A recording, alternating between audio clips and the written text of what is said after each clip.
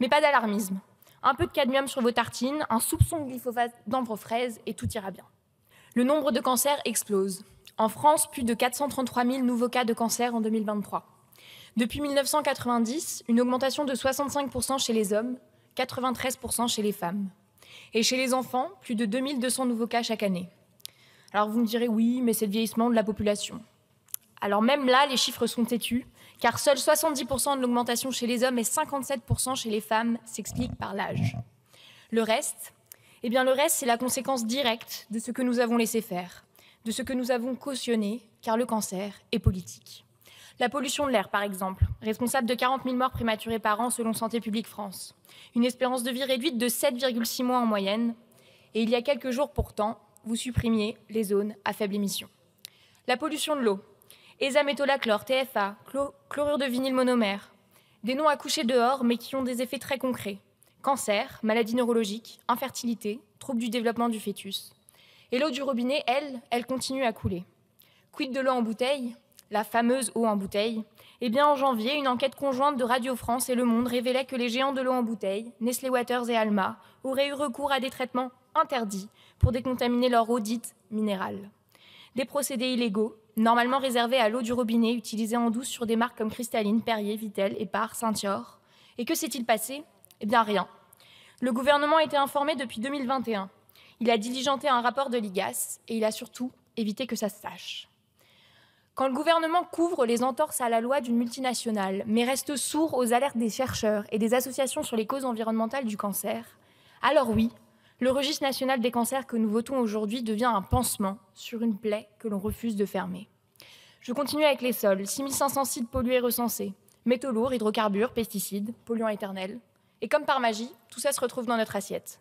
Mais pas d'alarmisme. Un peu de cadmium sur vos tartines, un soupçon de glyphosate dans vos fraises et tout ira bien. Sauf pour les enfants, puisque 36% des moins de 3 ans dépassent la dose journalière tolérable en cadmium. Je crois, chers collègues, que vous voyez où je veux en venir.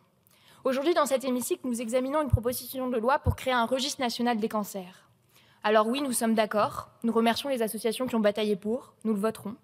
Et il est même incompréhensible qu'il n'existe pas déjà, et depuis longtemps, avec un système d'alerte automatique dès qu'on identifierait un foyer de contamination suspect.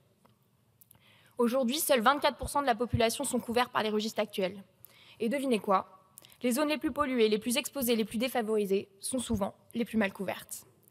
Alors ce registre, il doit être territorialisé, interconnecté, accessible aux associations, aux élus locaux, aux scientifiques, pas enfermé dans un outil statistique.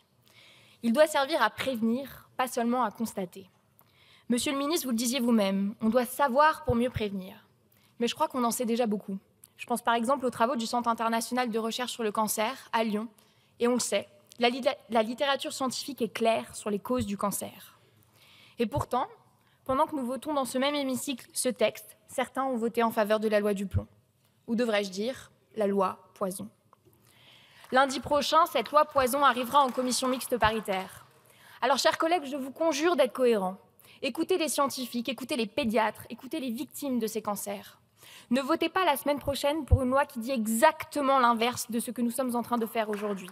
Qui dit « continuons à empoisonner les sols, empoisonnons les nappes phréatiques, empoisonnons les corps ». Ce registre, il ne servira à rien s'il ne s'accompagne pas d'une rupture politique. Ce registre, sans une vraie politique de prévention, c'est comme un thermomètre dans une maison en feu. Vous ne pourrez pas dire « on ne savait pas », car les faits sont là, les causes sont identifiées. Et les votes, chers collègues, c'est vous qui les faites. Alors vous pourrez toujours porter une fois par an un ruban rose dans un élan de compassion avec les victimes, mais vous ne pouvez pas faire semblant. Le cancer est un fait biologique, mais l'épidémie actuelle est un fait politique. Le 29 juin 2025, partout en France, une trentaine d'associations appellent à la mobilisation.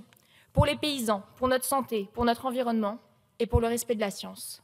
Avec le groupe écologiste, nous serons à leur côté pour dire non à la loi du plomb. Et lundi prochain, chers collègues, vous avez à choisir. Entre la connaissance et le déni, entre la santé publique et les intérêts privés. Les victimes de cancer qui regardent notre vote aujourd'hui regarderont notre vote demain. Soyons à la hauteur. Je vous remercie.